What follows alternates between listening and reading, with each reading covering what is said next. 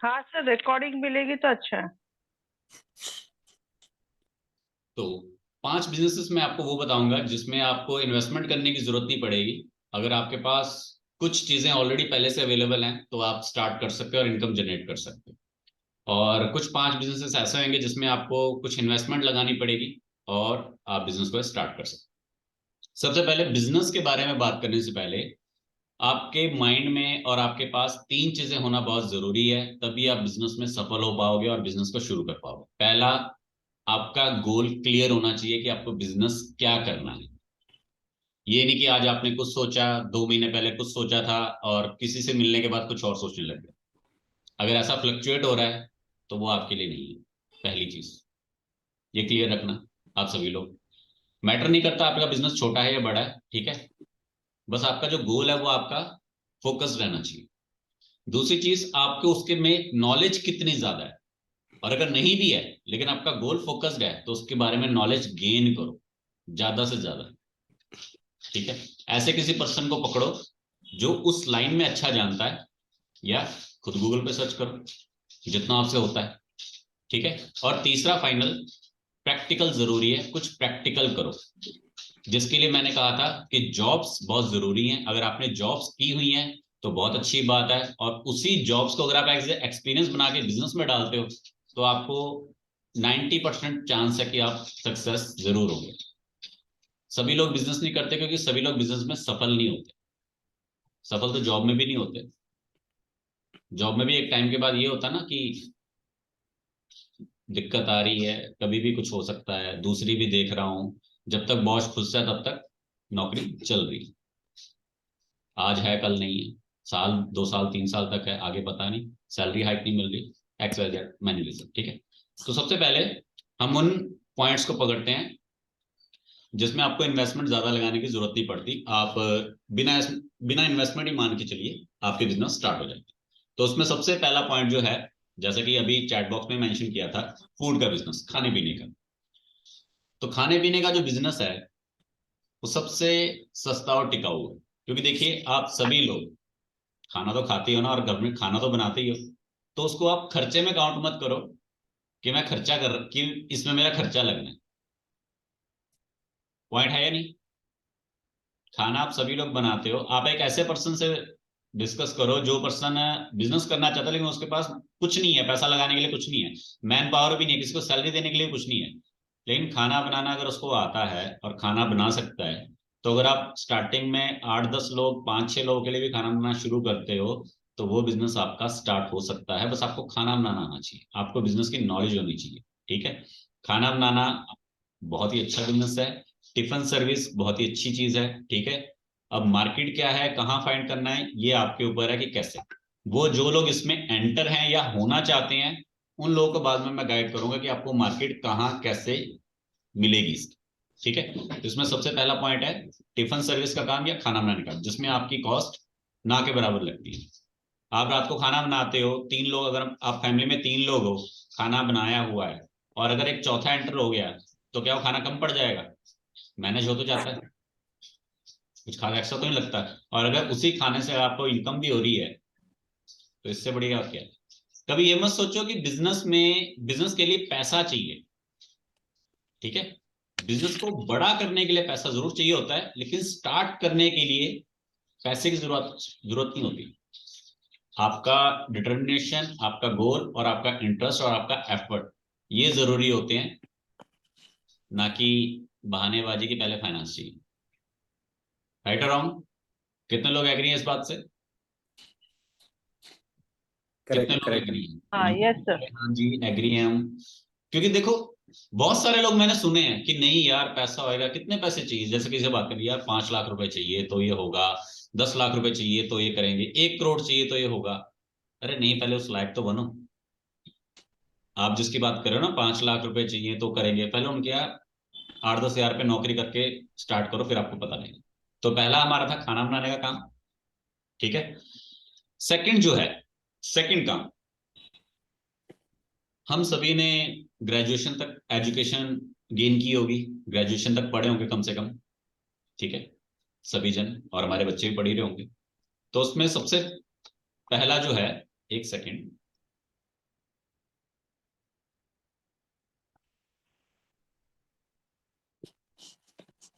जी, तो उसमें सब हम सब ने स्टडी की होती है, पढ़ा होता है, ग्रेजुएशन हमने की होती है, लेकिन हमारे कितने बच्चे हैं जो ट्यूशन पढ़ाते हैं?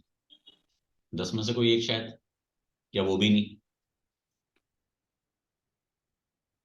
10 में से कोई एक शायद, वो भी नहीं। पर क्या आपको नहीं लगता कि एक बच्चा जो शुरुआत करना चाहता है अपने बिजनेस की या जॉब की, तो अपने घर से अगर ट्यूशन पढ़ाए तो वो भी इसका एक खुद का बिजनेस हो सकता है। गेट के बाहर एक ट्यूशन का बोर्ड लगाओ, क्या दिक्कत है? गेट के बाहर टिफिन सर्विस का बोर्ड लगा दो, कहीं जाने की भी जरूरत नहीं है। क्या दिक्कत है? कितना खर्चा आएगा? 250 रुपए का एक बोर्ड बनेगा। एफर्ट करने में क्या दिक्कत है? शुरुआत करने में ही दिक्कत है सारी। अगर आप शुरुआत करते हो तो क्या नहीं हो सकता। आप सभी लोग यहाँ पर एज में ज्यादा हो, लेकिन क्या आपको नहीं लगता कि आपको अपने बच्चे को गाइड करना चाहिए कि बेटा आज तेरी अगर 20 साल की उम्र है, या तेरी 18 की उम्र है, या 22 की उम्र है, तेरा जॉब जॉब तू नहीं करना चाहता, या तो जॉब में शुरुआत नहीं करना चाहता अभी, या तेरा टाइम नहीं आया जॉब करने का, लेकिन ट्यूशन पढ़ा के कुछ अर्निंग तो कर सकता है ना, पॉकेट मनी के लिए तो पैसे जोड़ सकता है ना।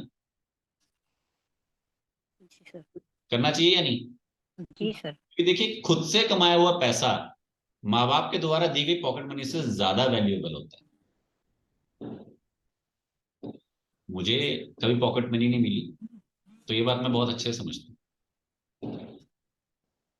मैंने अपनी पहली जॉब जो थी, 10th क्लास का एग्जाम, 10th क्लास का बोर्ड एग्जाम फाइनल वाला क्लियर करने के बाद 2 बजे घर आया था, और दिन का खाना खा के 3 बजे मैं एक, पहले पीसीओ चलते थे ना, पीसीओ, मोबाइल नहीं होते थे, पीसीओ होते थे, वहां पे जाके 1200 रुपये महीने में जॉब की।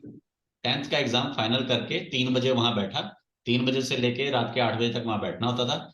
मतलब उस दिन 3 से 8 बैठा, अगले दिन से तो सुबह 10 बजे से लेके रात के 8 बजे तक वहां बैठता था, जब मैंने 10th क्लास क्लियर की थी। एग्जाम जिस दिन खत्म हुआ बोर्ड का, उसके नेक्स्ट डे ही मेरी जॉब स्टार्ट हो गई थी। हालांकि वो मैंने नहीं फाइंड की थी, फैमिली में से किसी ने फाइंड करके दी थी, लेकिन मैं उनसे डिमांड करता था कि मुझे भी पैसे चाहिए जैसे मेरे बाकी दोस्तों को मिलते हैं, तो वो कहते तू कमाना शुरू कर, फिर तेरे लिए हम ढूंढ देते हैं कहीं पर। तो मुझे पैसे की वैल्यू समझ में आई। तो आप सभी लोगों को क्या एक बार ट्राई करना चाहिए या नहीं करना चाहिए अपने बच्चों को कहने के लिए कि बेटा ट्यूशन एक बार स्टार्ट कर? हो या ना हो, वो बात की बात है, लेकिन उससे आपके बच्चे का बेस बन जाएगा। वो जो चीज वो 26-28 साल की चीज में करने से डरेगा, आज अगर करने लग गया ना, तो तब तक वो तैयार हो जाएगा। नहीं तो अगर वो 26-28 की एज में डरना डरना शुरू किया, तो वो 32 या 35 तक जाके तैयार होगा। समझ रहे हो कि नहीं समझ रहे हो? एक छोटा बच्चा 5 साल का जल्दी सीखता है, क्यों? क्योंकि उसको पता है फालतू की चीजें इधर उधर वाली नहीं है, जो सामने वाला कह रहा है बस वही फॉलो करना है। लेकिन वही एक 15 या 18 साल वाला जल्दी क्यों नहीं सीखता? क्योंकि उसको फालतूगिरियां बहुत सारी दिमाग में आ जाती हैं, बहुत सारे लोग उसको नेगेटिव चीजें बता चुके होते हैं, या उसको पता लग जाती है, जिससे क्या उसका फोकस नहीं रह पाता। कम एज में जितनी जल्दी स्टार्ट करोगे उतना अच्छा।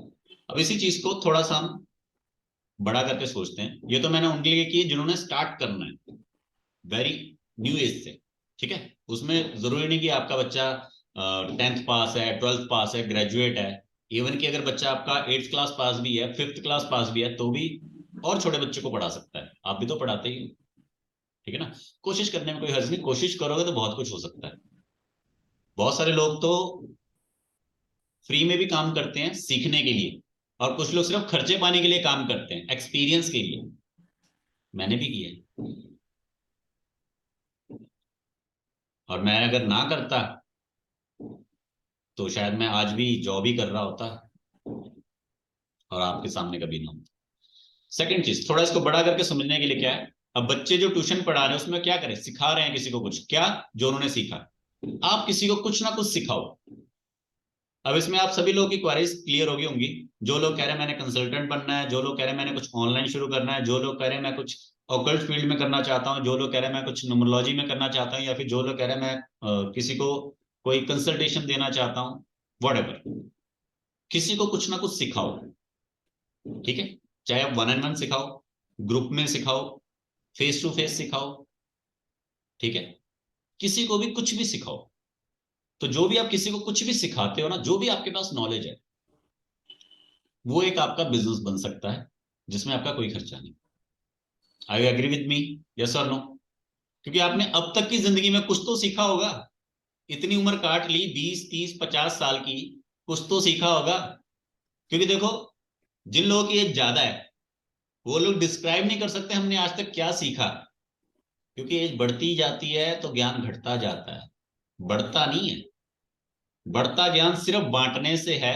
अगर आप बांट रहे हो तो आपका ज्ञान बढ़ रहा है, वो रिफ्रेश हो रहा है। अगर आप ज्ञान नहीं ना बांट रहे तो वो क्रैश हो रहा है। यस और नो? एग्री? तो यस। मैं क्यों आपको सेशन दे रहा हूं, मैं क्यों लेक्चर दे रहा हूं? मैं एक आदमी भी हो ना तो भी उसको पढ़ाता हूं, उसके लिए नहीं, अपने लिए, ताकि मैं आगे भी पढ़ा सकूं। ठीक है, अब मैं आज ही दिल्ली से आया हूँ। मैं पीछे मैं जो लोग पुराने हैं वो जो जानते होंगे, मैं पीछे भी एक बार दिल्ली गया था, आया था, साथ ही मैंने लेक्चर दिया था। आज भी आया हूँ तो साथ ही में लेक्चर दे रहा हूँ, क्योंकि वहां भी मेरा वही काम है, वहां भी पढ़ाई रहा था। ऑफिस के काम से गया था, साथ में मैंने वहां पे पर्सनल मीटिंग भी रख ली।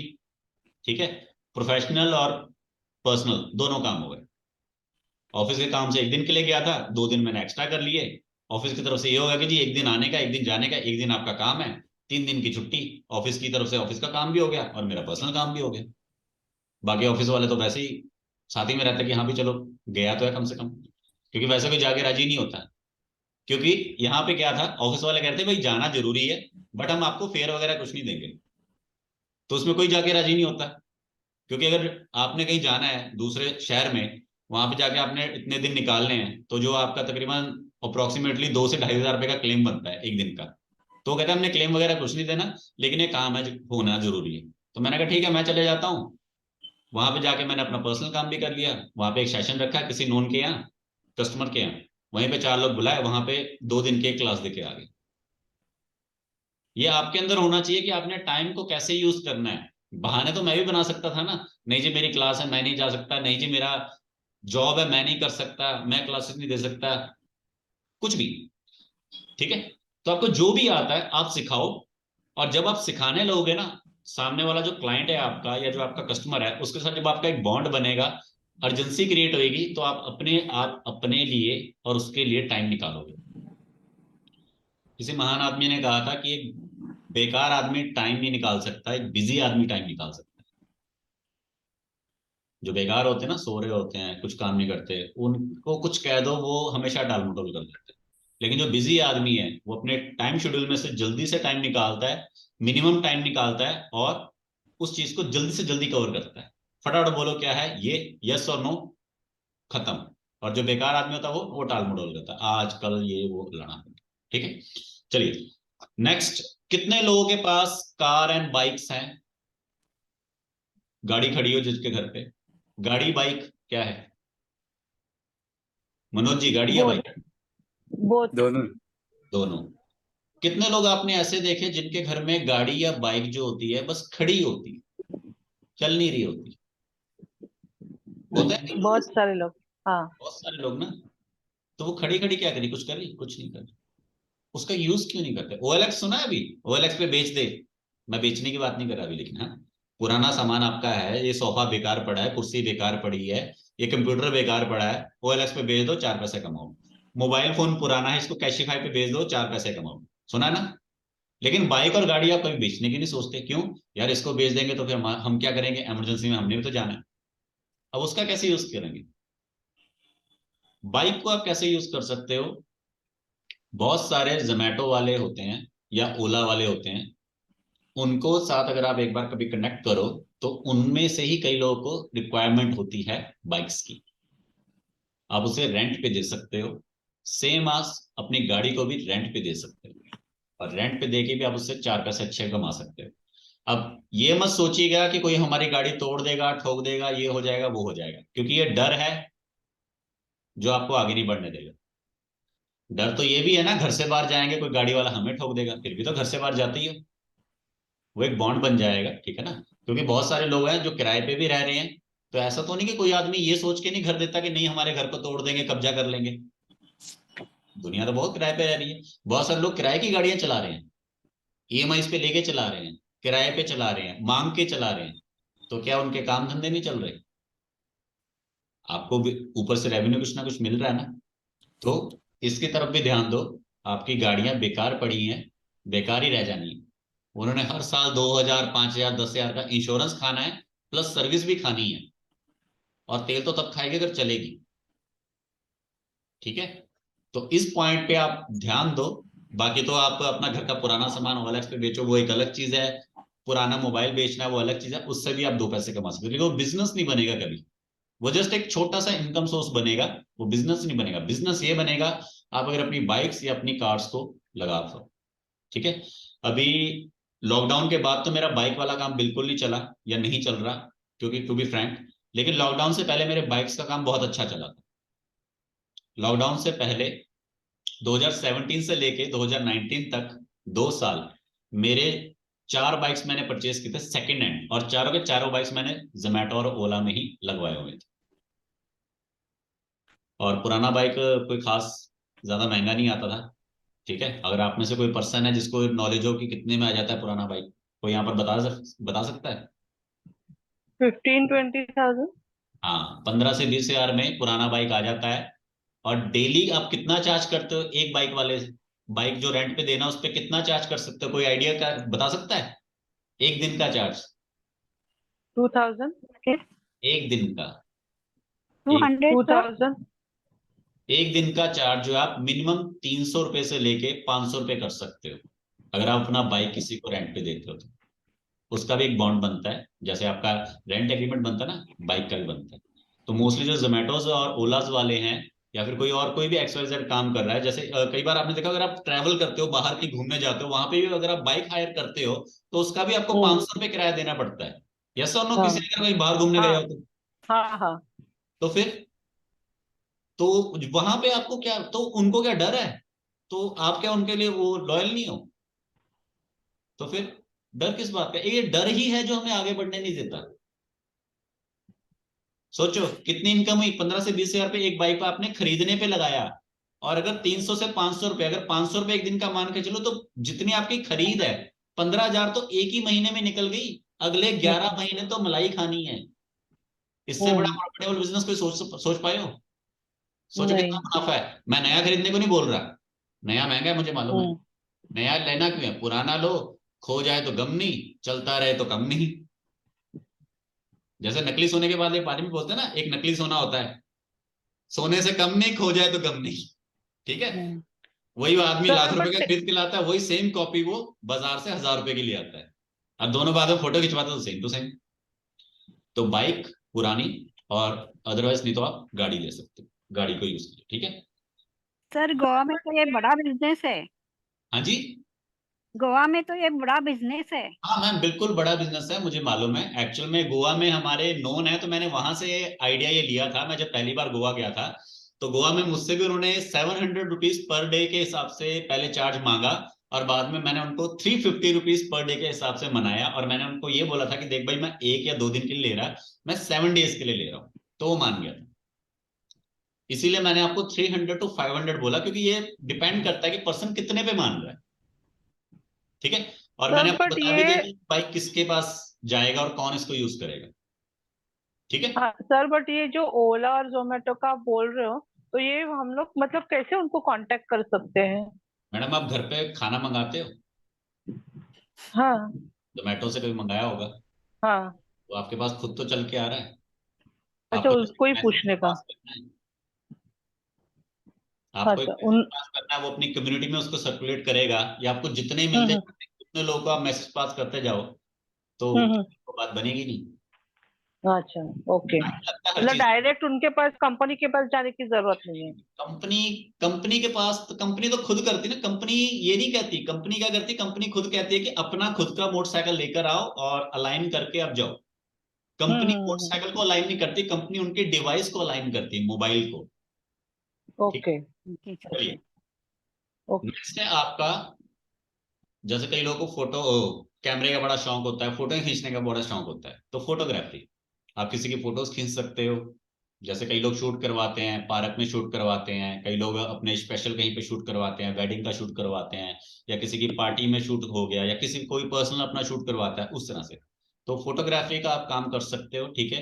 हालांकि इसमें ग्रोथ बड़ी देर से मिलती है, लेकिन अगर एक बार आपका काम और आपके पैर अच्छे जम जाते हैं, या फिर अगर आपको कंप्यूटर की अच्छी नॉलेज है और आपके पास एडिटिंग का अगर आपको आता है, कंप्यूटर से रिलेटेड कोई काम आता है, ठीक है, तो उस चीज में आप अपना हाथ आजमा सकते हो और आप इजीली अपना स्टार्टिंग में 300 से लेके 1200 रुपए तक कमा सकते हो डेली के स्टार्टिंग में, अगर आपको कैमरे की या कंप्यूटर की नॉलेज अच्छी है तो। कंप्यूटर पे किसी का डाटा बनाना लग जाओ, किसी की वीडियो एडिट करने लग जाओ, किसी को कोई डाटा बनाने लग जाओ, कोई पीडीएफ फाइल, कोई वीडियो, कोई कुछ, कोई ना कुछ। जैसे कई लोग होते हैं वो कहते हैं हमारी ऑडियो है, ऑडियो को आप रिटर्न में बना दो, या हमारा ये रिटर्न है इसको इंग्लिश से हिंदी में, हिंदी से पंजाबी में, पंजाबी से उर्दू मलयालम में बना दो, या फिर हमारा ये डाटा है इसको आप प्रेजेंटेशन में कन्वर्ट कर दो, ठीक है।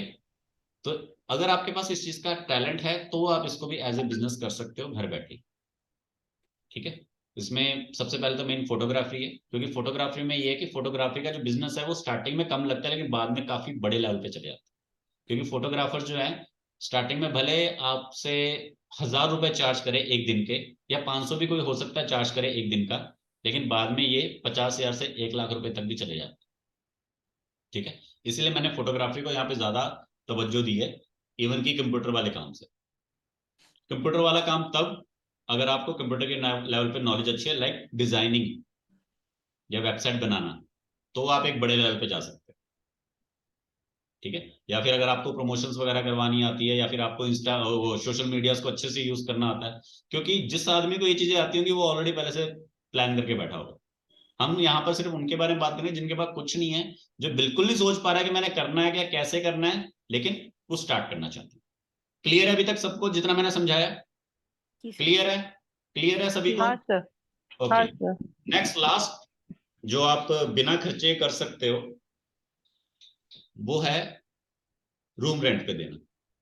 हर किसी के घर में कोई ना कोई कमरा होता ही है, कुछ लोगों के साथ ना भी हो, लेकिन आप अगर घर अगर अपना किराए पे देते हो, या आपके पास कोई एक्स्ट्रा प्रॉपर्टी है, या आपकी छत जो है वो खाली पड़ी है, तो वहां पे भी तो पिलर्स खड़े करके आप उसको शेड बना के कुछ ना कुछ उसका अरेंजमेंट कर सकते हो, कि वो अगर रूम ना हो तो एक तरह का कुछ कोई सर्विस एरिया टाइप हो जाए, कि वहां पे कुछ सामान रखा जाए, कोई गोडाउन टाइप बन जाए, कुछ ना कुछ। कुछ लोग बेसमेंट का यूज करते हैं, कुछ लोग अपनी खाली जमीन का यूज करते हैं, कि खाली पड़ी है जमीन, उस पर पिलर्स लगाए और उसको एक तरह से पार्किंग के लिए बना लिया। तो जिनके पास भी घर में कोई ना कोई कमरा है, या आपके पास कोई ना कोई खाली जमीन है, या छत खाली है, तो उसका आप इस तरह से यूज करो कि जिससे 4 पैसे की अर्निंग हो सके, ठीक है। कर सकते हो ना, लेकिन बहुत सारे लोग करते नहीं, डर के मारे, हमारी प्राइवेसी खराब हो जाएगी, ये सोचते हो प्राइवेसी खराब हो जाएगी। लेकिन मुंबई के लोग ज्यादातर यही करते हैं। मुंबई में बहुत सारी दुनिया रेंट पे ही है, मुंबई में बहुत कम लोगों के अपने घर है, ठीक है। रेंट पे देना बहुत अच्छी चीज है, ठीक है। और इसके अलावा जो भी आपकी खाली स्पेसेस है उनका आप किस तरह से यूज करो। अब एक लास्ट चीज जो मैं भी करता हूँ उसके बारे में बात करते हैं, जो बिना पैसे के आपका एक बिजनेस रन होता है, वो है आपका, या तो आप किसी के टूरिस्ट गाइड बन जाओ, अगर आपके आसपास का एरिया टूरिज्म में आता है, जैसे कोई ताजमहल के पास रहता हो, कोई दिल्ली में रहता हो, समझ रहे हो मेरी बात को, कोई बिजी एरिया में रहता हो, तो आप टूरिस्ट गाइड बन जाओ, ठीक है। बहुत सारे आपने देखे होंगे अच्छा कमाते हैं, लेकिन इसमें आप ज्यादा बड़ा ग्रो नहीं कर सकते।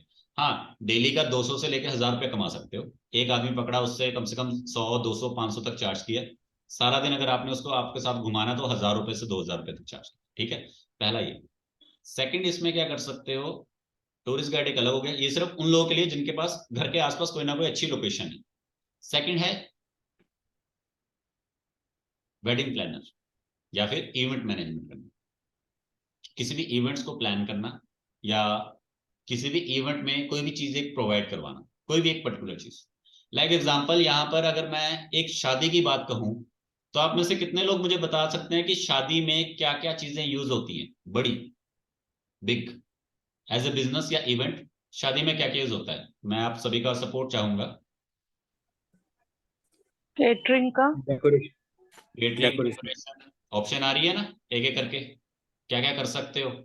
केटरिंग, डेकोरेशन और फोटोग्राफी। फोटोग्राफी आ गया ना, बीच में ऐड हो गया। और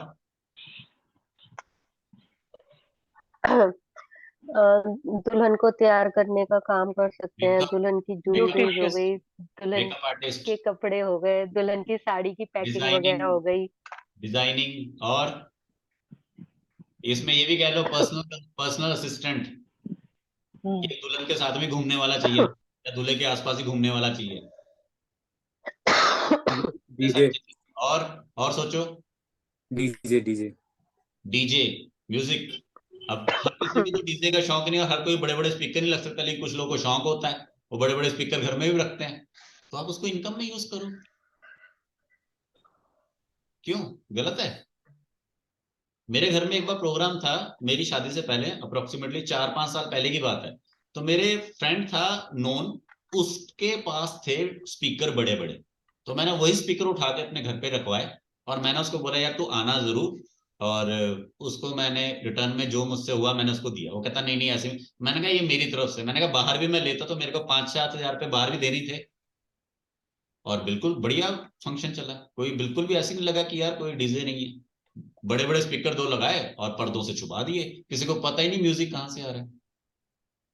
बड़े स्पीकर थे, छोटे नहीं थे, जितना ये हमारा 52 इंचेस का एलईडी होता है ना, इतने बड़े स्पीकर थे। 52 से भी शायद बड़ा ही होगा मे बी। और क्या क्या होता है मैरिज में जो हो सकता है, सोचो। बहुत कुछ होता है, लेकिन ये उस आदमी को ज्यादा क्लियर होएगा जो इस लाइन में घुसा हो। जैसे यहाँ पे देवन जी लेबोरेटरी से रिलेटेड है, तो टेस्ट वगैरह जो भी चीजें हैं या लेबोरेटरी से जो भी चीजें हैं वो उनको ज्यादा पता होंगी। वो हम अगर बोलेंगे तो दो, ठीक है। और जो लोग यहाँ पे बैंकिंग लाइन से हैं उनको बैंकिंग के बारे में ज्यादा पता होंगी, क्या टैक्स कटता है, कितना कटता है, क्या है, ये है वो है। हमें इतना नहीं गाइड हो गया, हम कुछ चीजें बोल पाएंगे। तो आपका इंटरेस्ट होना बहुत जरूरी है, और आपका उसके पीछे गोल जो है वो कभी हिलना नहीं चाहिए। तो आप उसमें बहुत अच्छा ग्रो करोगे और आपको जानकारी बहुत अच्छी मिल पाएगी। ठीक है।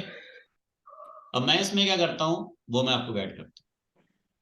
मैं अपने एरियाज में तकरीबन आसपास के जितने भी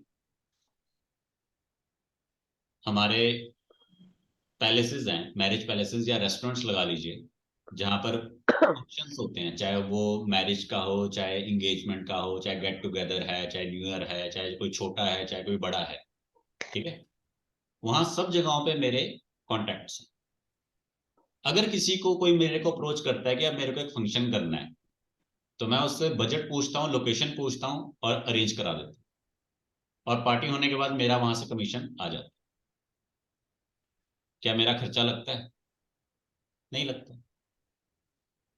सोचो। पर ये नहीं कि मैंने काम आज शुरू किया है, ये मेरा काफी टाइम से है। और ये काम मेरे को मिला कैसे? ये काम मेरे को मेरी जॉब से मिला। मैं जिस लाइन में काम करता हूँ उस लाइन से मेरे को वो कॉन्ट्रैक्ट्स मिले। उन कॉन्ट्रैक्ट से मैंने फिर बाद में, उन्होंने ही मेरे को कहा कि सर कभी कोई पार्टी वार्टी हो तो बताइए, क्योंकि मैंने एक बार वहां पे अपना पर्सनल फंक्शन करवाया था। तो उस पर्सन ने मेरे को टोटल बिल पे 15% का डिस्काउंट दिया था। 15%। ठीक है। और उन्होंने उसके बाद कहा कि ये जो आपसे बिल लिया जा रहा है ये हम विदाउट जीएसटी लेंगे, और 15% भी लेस है, विदाउट जीएसटी है, क्योंकि इसको हम अपने पर्सनल एक्सपेंस में रखेंगे, इसको हम एज ए कंपनी के उसमें बिल में नहीं चढ़ाएंगे। हम ये कहेंगे ये हमारी पर्सनल खर्चा, हमने पर्सनल पार्टी की है, क्योंकि नॉन थे हमारे, कामकाज अच्छा बन रहा था। ठीक है। तो उस तरह से आप सोचिए, जब मेरे को वहां से 15% का मुनाफा हो रहा है, तो आप लोग जितने ज्यादातर जो लोग भी यहाँ पे बिजनेसेस करते हैं, तो बिजनेस में मुनाफा कितने परसेंट होता है? कोई 2% पे काम कर रहा है, कोई 5% पे, कोई 10% पे, कोई 15% पे। बाई चांस कोई होगा जो 25% पे काम कर रहा होगा। यस और नो? है ना? राइट। आप अगर किराने की दुकान पे जाते हो, वहां पे जाते हो, आप बोलते हो यार ये आटे की बोरी कितने की है, वो बोलता 300 रुपए की। तो आप उसको 300 देते हो, वो खरीद के कितने मिला है? 270 या 280 की। इतने की है ना, या 290 की लाया होगा। या आप दूध का पैकेट लेते हो, 50 रुपए का दूध का पैकेट लेते हो, वो खुद कितना खरीद के लाया? 48 रुपए का, 49 रुपए का। क्या कमाई है? 10% भी हार्डली नहीं होती। ठीक है। सर एक सॉरी आपको डिस्टर्ब कर, हाँ आप भी क्या बोले, आप क्या करते हो वो समझी नहीं पता मैं, है। आप वापस रिपीट कर सकते हो? फंक्शंस, फंक्शंस को ऑर्गेनाइज करवाता हूँ, इवेंट मैनेजर। फंक्शंस बुक करवाता हूँ। तो आप रेस्टोरेंट्स और नियर बाय उधर जाके उनको क्या बोलते हो? मैडम मैं बोलता नहीं हूँ, मैं जस्ट कांटेक्ट नंबर दे देता हूँ, वहां से कांटेक्ट हाँ, आता है और पर्सन अच्छा कि आउटलेट आपको अगर आउटलेट को कोई देखता ऐसा है। Without it. इवेंट करना है तो आप हमको मुझे कांटेक्ट करना करके आप कांटेक्ट देके आते हो? नहीं मैम, मेरे को खुद आ जाते हैं। हाँ, मैं आज का नहीं हूँ, मैं ये काफी तो टाइम से पाणी कर रहा हूँ। पाणी सांगा पर्सन खुद सामने से आता है और मैं फिर उसको बाटली सजेस्ट चालेल। करता हूँ कि यहाँ पर चले जाओ, तो यहाँ पर आपका काम गोळ्या घ्यायच्या आहेत रिजनेबल ना? प्राइस पर जाएगा। ये सर जो भी बात करे उनको बोलो ना, बीच में डिस्टर्ब हो रहा आप मैम क्लियर है। कीजिए, आपको पूछना क्या है। हाँ, आप कैमरा ऑन कीजिए ना, तो मैं कह रहा हूँ कैमरे ऑन रखोगे तो मेरे को समझ में आएगा ना कौन बात कर रहा है कौन नहीं कर रहा है। हाँ, हाँ, हाँ, मैं बोल रही हूँ सर, सुजाता बोल रही हूँ। मैं ये बोलिए। बोल रही थी कि वो मैं समझ नहीं पा रही हूँ आप एग्जैक्टली क्या मतलब वो क्या कर रहे हो, समझी नहीं मैं आप। चलो थोड़ा और ब्रीफ बताता हूँ, क्लियर कर देता हूँ। हाँ, यहाँ पर मनोज जी आप बताइएगा, सी ग्राम का नाम सुना सर आपने? सी ग्राम? हाँ सुना ना, सी ग्राम का नाम? नहीं नहीं, क्या चीज है? हे ताऊ पहली- झोपले तिकडे। बाकी लोग शांत रहिए, सिर्फ एक मनोज जी या फिर यहाँ पर देवन जी बता पाएंगे, अदरवाइज बाकी फीमेल्स नहीं बता पाएंगी। ठीक है, सी ग्राम आपने नहीं सुना, कोई बात नहीं। नाही हे लावते तिला बोलो इंपीरियल तिला ब्लू सुना काम है? ना। ये शिल्पा माने को म्यूट करने बोलिए ना, वो बीच में बात करे तो नहीं समझ में एक आ रहा है। एडवर्टाइजमेंट देखी होगी आपने, imperial blue man, man will be man, right right right. उसके एंड में आता सी ग्राम। ओके, ऑब्जर्व नहीं किया है। राइट। कभी ऐड मतलब ऐड को अगर बाद में अभी अभी मैं बोल रहा हूँ तो शायद आप ऑब्जर्व करो, तो man will right. Be man की जो एडवर्टाइजमेंट है उसमें एंड में आता है सी ग्राम। ओके। मैं उस कंपनी में काम करता हूँ, और जो सी ग्राम है वो लिकर सप्लायर करती है। राइट। ठीक है, तो जितने भी बड़े ब्रांड्स हैं, शीवास, डॉल्स्टैग, इंपीरियल ब्लू, मैं उनमें काम करता हूँ। तो बनाते ही नहीं है हम, ऑफिस देखते हैं। ठीक है, इनवॉइस वगैरह जनरेट करते हैं और किसको कहाँ सप्लाई होनी है वो सब चीजें देखते हैं। क्योंकि भारत में तीन ही काम चलते हैं, एक तो लीकर, दूसरा पेट्रोल, तीसरा पॉलिटिक्स। ठीक है, इन्हीं तीनों में पैसा और कहीं नहीं है। एग्री और नॉट? ये तीन काम कभी बंद नहीं होंगे। ठीक है, चलते रहते हैं। और इसमें अलावा एक मेडिकल वाला मेडिसिन जो है वो भी बहुत चलती है, मेडिसिन भी बहुत। वैसे पॉलिटिक्स मैंने वैसे ऐड कर दिया है क्योंकि पॉलिटिक्स में भी कोई खर्चा नहीं है, लेकिन तीसरा आप इसमें मेडिसिन लगा सकते हो। मेडिसिन, लिकर और पेट्रोल, ये तीन चीजें कभी बंद नहीं होती और ये हमेशा चलती रहती है और हमेशा हाई जाती है। ठीक है, और कितने सारे आपने देखे होंगे, कितने सारे रेस्टोरेंट्स होते हैं जहाँ पे लीकर होती है।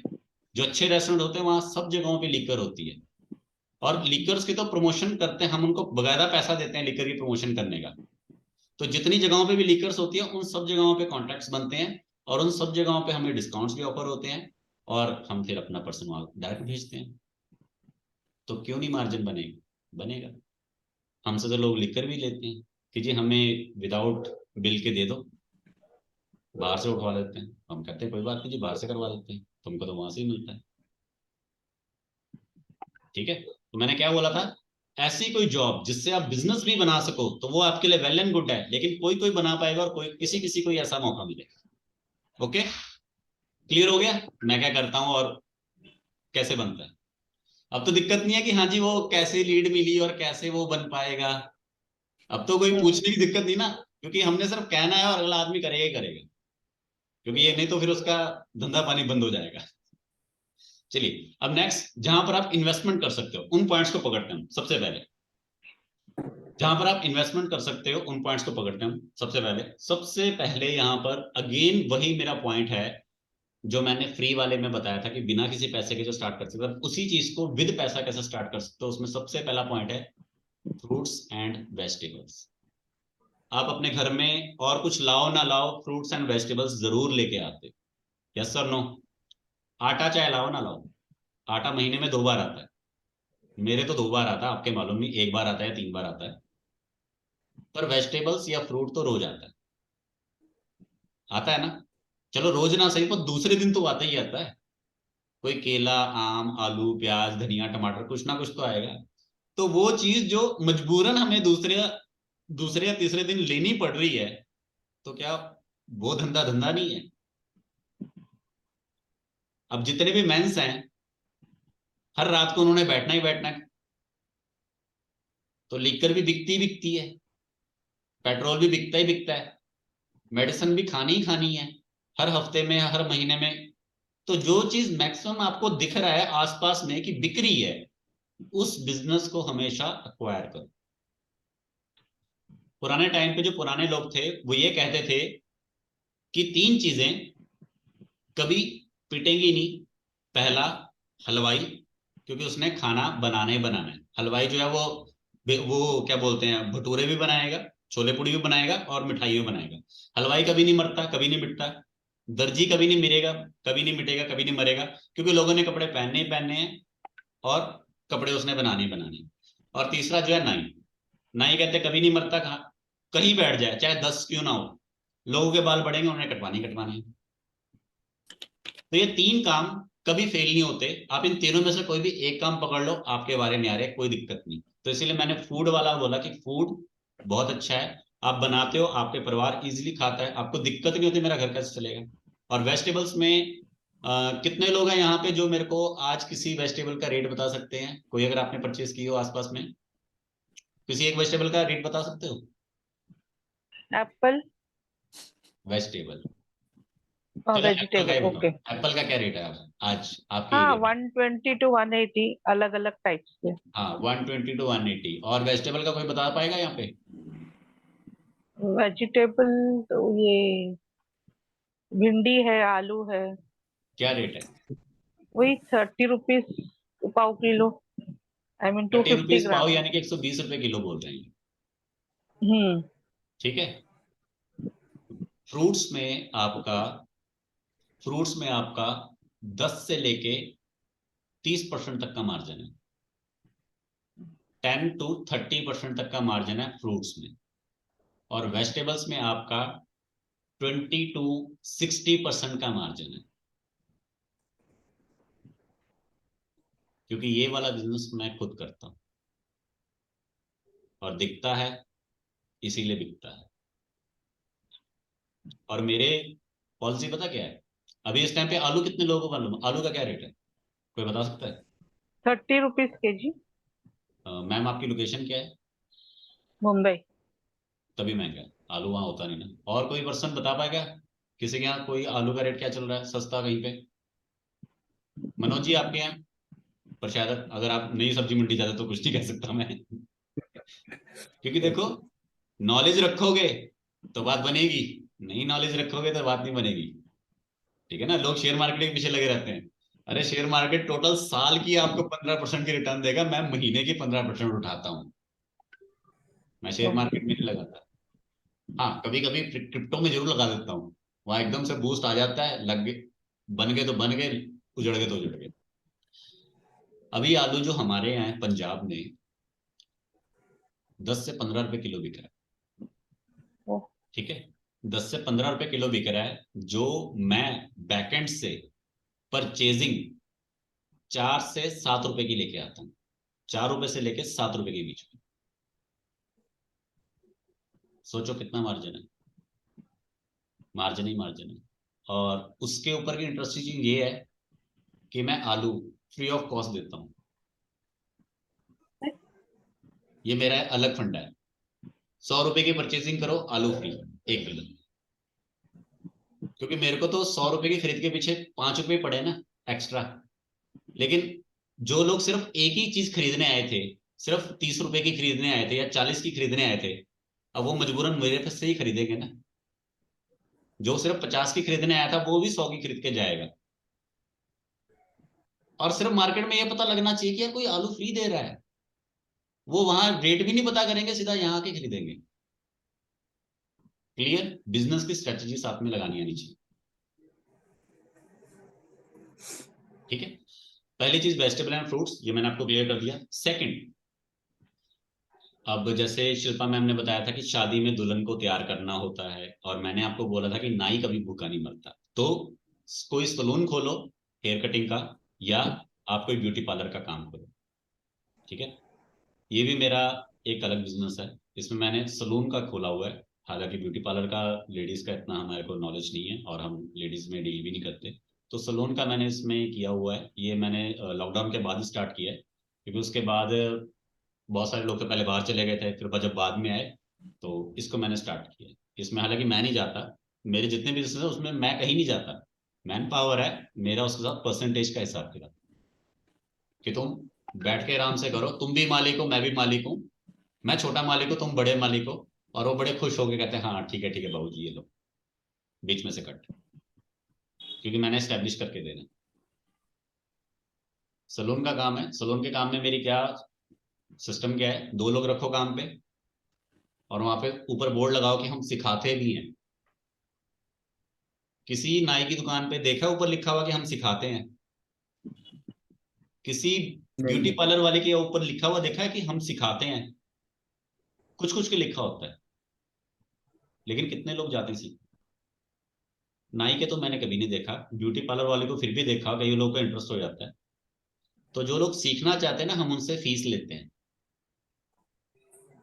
हम आपको फीस लेते हैं, फिर आपको हम 3 महीने या 6 महीने में सिखाएंगे। अगर आपको प्रोफेशनली सीखना है, कुछ बड़ा बनना है, तो हम किसी और जो कंपनी होती है या फिर रजिस्टर्ड फर्म होती है उनसे सर्टिफिकेट भी दिलवा देते हैं। कुछ पैसे उसके एक्स्ट्रा लगते हैं, अगर किसी ने बाई चांस उसके बिहाफ पे कहीं अपनी जॉब अप्लाई करनी, मोस्टली बाहर जाने की बात होती है कई लोगों की, कि जी हम बाहर जाके एज ए वहाँ पे हेयर कटिंग का काम करेंगे या फिर किसी दूसरे एरियाज में या फिर किसी प्रोफेशनल में, तो हम उसके एक्स्ट्रा पैसे लेके उसका बनवा देंगे। उसमें एक तो उनसे पैसे ले लिए, वो इनकम, उनसे काम करवाया गया फ्री में एज ए ट्रेनिंग, उसमें क्या मैन पावर बच गई। फिर उनके बाद उनको ऑफर दी जाती है कि तुम यहीं पे जॉब शुरू कर सकते हो। कोई दिक्कत है इसमें? अगला भी काम कर रहा है, अगले को भी काम मिल रहा है, हमें भी मिल रहा है। जस्ट आपका बिजनेस माइंड होना चाहिए। मैं नाई नहीं हूं, पर मैंने समझा धंधा कैसा है, तो मैंने उसको शुरू किया। थर्ड थर्ड जो है, अब हम सभी ने बच्चे पाले होते हैं, हम सभी को बच्चे पसंद होते हैं। ये आइडिया मेरे को जस्ट लॉकडाउन के बाद ही आया, ठीक है। तो मेरे को एक लेडी ने कहा था कि सर ऐसे ऐसे करके कि मेरा एक छोटा बच्चा है तो मैं क्या करूं। उनका छोटा बच्चा था कि मेरे हस्बैंड जो हैं वो बाहर हैं, ठीक है, लॉकडाउन की वजह से वो नहीं आ सके, आउट ऑफ इंडिया है, और पैसे वैसे भी फिलहाल हमको नहीं मिल सके, तो हम क्या करें, फिलहाल नहीं मिल रहे वहां से तो भेजें कैसे। तो उन्होंने मेरे को पूछा था कि मैं कैसे करूं, मेरा छोटा बच्चा है, तो मैं जो आप कह रहे हो वो मैं नहीं कर सकती, कि मैं ऑनलाइन किसी को क्लास दूं या मैं रेंट पे कमरा दूं या फिर मैं ये वो कुछ भी नहीं कर सकती, मैं क्या करूं, मुझे कुछ समझ में नहीं आ रहा, ठीक है।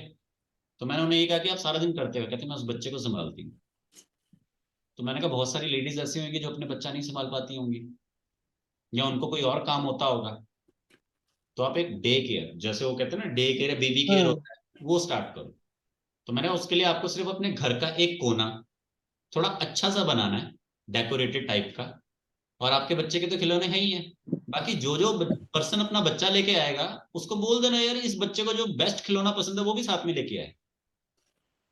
खिलौना आपके पास लेके आएगा, आप उनका 300 रुपए से लेके 500 रुपए चार्ज करो पर डे का, या फिर आप उनसे 100 रुपए पर 1 घंटे का चार्ज करो। उन्होंने कहा सर आपका आइडिया तो अच्छा है लेकिन करेंगे कैसे। तो मैंने उनको सिर्फ इतना कहा था, आप पहले अपना घर डेकोरेट कर लो बाहर से, और अपने घर का एक किनारा जहां पे भी आपने बच्चों को रखना, उसकी एक बाउंड्री बना लो, जैसे वो अदालत में नहीं होती कटघरा टाइप, कि बंदा बच्चा बाहर ना निकले। कहता ठीक है सर ये हो जाएगा, इसमें कोई खास खर्चा नहीं आएगा। मैंने कहा ठीक है। मैंने कहा उसके बाद सिर्फ विजिटिंग कार्ड छपवाने हैं, 300-400 रुपए के विजिटिंग कार्ड बनेंगे, और अपने एरिया के आसपास के जितने प्लेवे स्कूल है वहां पे जितने पेरेंट्स अपने बच्चों को लेने पिक करने और ड्रॉप करने आते हैं उन सबको एक एक विजिटिंग कार्ड दे दिए। स्टार्टिंग में उनके पास 4 लोग आए, एक हफ्ते में 4 लोग आए, फिर धीरे धीरे 4 से धीरे धीरे बढ़ते बढ़ते बढ़ते आज के टाइम पे वो इजिली पर डे का 1000 रुपया उनका बनता है। तो सिर्फ आपके पास डेडिकेशन होनी चाहिए, आइडिया होना चाहिए, आप कुछ भी कर सकते हैं। वैसे क्या है, बच्चे संभालना क्या होता है? बच्चे संभालना कोई मुश्किल नहीं होता, कई लोगों को बहुत बड़ा काम लगता है। आपका खुद का बच्चा है ना, उसको संभालने में बहुत दिक्कत है, पर जब पड़ोस वाला साथ में आ जाएगा ना तो कोई दिक्कत नहीं है। वो दोनों फिर आपस में लगे रहते हैं। फिर अकेले को संभालना बहुत दिक्कत होती है, जब दो इकट्ठे हो जाते हैं तो संभालने बहुत आसान होते हैं। अकेला बैल जो होता है उसको संभालने में दिक्कत होती है, जब दो इकट्ठे हो जाते हैं तो सिर्फ एक को इशारा करना होता है, दूसरा अपने आप समझ जाता है। जो मोटरसाइकिल है जिसको सपोर्ट नहीं है उसको संभालने में दिक्कत आती है, लेकिन जो गाड़ी होती है उसको संभालने में दिक्कत नहीं है, तो ऑलरेडी सपोर्टेड है, दो है। तो इसीलिए जो बच्चे हैं वो इतनी दिक्कत नहीं देते, अकेले में दिक्कत आती है। जो हर कोई कहता है ना यार बड़ी दिक्कत है बच्चा संभालने में, वो इसीलिए क्योंकि वो अकेला है। आप भी तो अकेले होते तभी तो आप डिस्टर्ब रहते हो।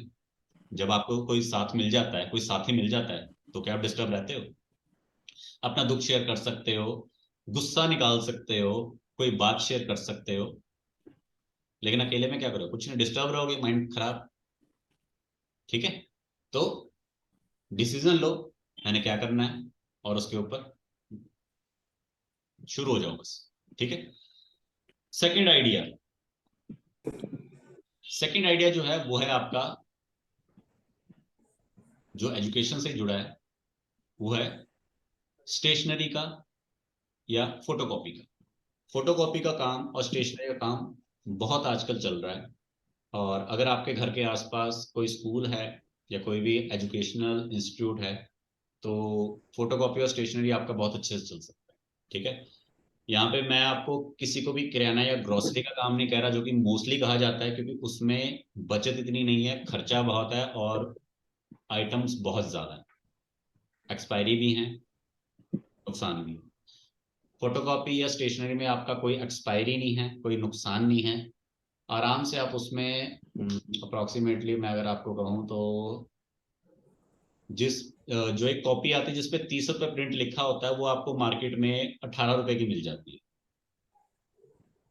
ठीक है, और अगर आपकी कॉपी पे 20 रुपये MRP लिखी है तो वो आपको मार्केट में 12 से 13 रुपए तक मिल जानी चाहिए मेरे हिसाब से। क्योंकि बहुत पहले जब स्टार्टिंग में मैंने कहीं से पता करवाया था तो उस टाइम 10 रुपए की कॉपी चलती थी, अब तो नहीं आती। 10 रुपए की जो कॉपी आती थी वो पीछे से बैकएंड से 7 रुपए की आती थी, तो 3 रुपए का मार्जिन था उस पर। ठीक है, और फोटोस्टेट मशीन अगर आप लगा लेते हो, पुरानी ले लेते हो, तो उस पर तो आपका सिर्फ इनका ही खर्चा है और उस पर कोई खर्चा नहीं, और आजकल तो लोग 2 रुपए आराम से चार्ज कर दें, क्योंकि उस फोटोकॉपी मशीन से आपका कस्टमर ने जनरेट होना है। और अगर आपको अच्छी जगह पे मिल जाता तो प्रिंटिंग के बहुत सारे अच्छे पैसे मिल जाते हैं। ठीक है, तो इससे आप बहुत अलग अलग मल्टीपल्स चीजें ऐड कर सकते हो अपने बिजनेस को रन करने के लिए। और एक बार अगर आपने फोटोकॉपी या स्टेशनरी का काम स्टार्ट किया तो उससे जो आपको क्लाइंट मिलेगा, क्लाइंटेज मिलेगी, उस क्लाइंटेज को आप आगे फर्दर डाइवर्ट कर सकते हो अपने नेक्स्ट बिजनेस में, जो आप कुछ ना कुछ सिखाना चाहते हो या फिर आप ट्यूशन पढ़ाना चाहते हो। समझ पा रहे हो? मैं आपको एक से अनेक का तरीका समझाना है। एक से अनेक के तरीकों को समझोगे तो कहीं ना कहीं तो सफल होगे। एक पे फोकस नहीं रखते कभी, एक से अनेक का तरीका हमेशा सोचना चाहिए। ठीक है, नेक्स्ट इसके अलावा जो एक मेरा थर्ड बिजनेस है मैं उसके बारे में आपको अपडेट करता हूँ। अभी मैं दिल्ली में जैसे आता जाता रहता हूँ, तो दिल्ली में ये जो बिजनेस है ये मैंने 2016 में स्टार्ट किया था, 2016 में। ये बिजनेस है मेरा ई रिक्शा का।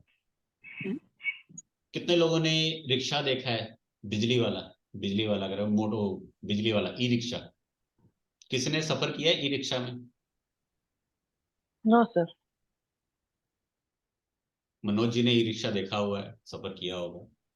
ठीक है, राइट राइट। ई रिक्शा जो है वो, ई स्कूटर तो देखा होगा, आजकल इलेक्ट्रिक गाड़ियां आ रही हैं, इलेक्ट्रिक मोटरसाइकिल आ रहे हैं, इलेक्ट्रिक कितनी चीजें आ रही हैं, ये तो सुना होगा हाँ, ना? ई स्कूटर देखा है।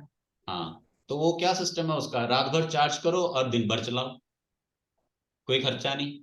और हमारे यहाँ तो वैसे ही, और दिल्ली में तो वैसे ही केजरीवाल बिजली का बिल नहीं ले रहा है, फ्री है, तो रिक्शे में कोई पैसा खर्च नहीं हो रहा है। और जो रिक्शे की कीमत है ई रिक्शा की, गैस मार सकता है कोई यहाँ पर कितनी है? मनोज जी आप बता सकते हो क्या कीमत है रिक्शे की? 70-80 हजार हो गई, 1 लाख तक हो सकती है मैक्स। 3 टाइप के रिक्शे आते हैं।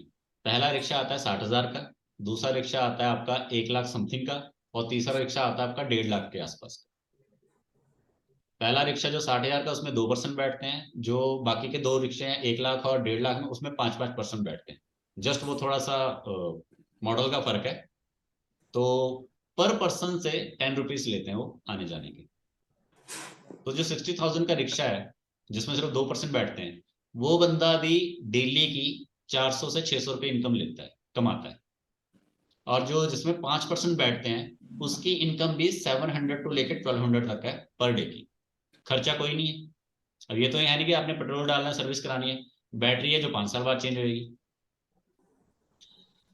और अभी तक के मेरे रिकॉर्ड में एक भी आदमी ऐसा नहीं है जिसने 2 साल से ज्यादा रिक्शा चलाया हो किसी का किराए पे।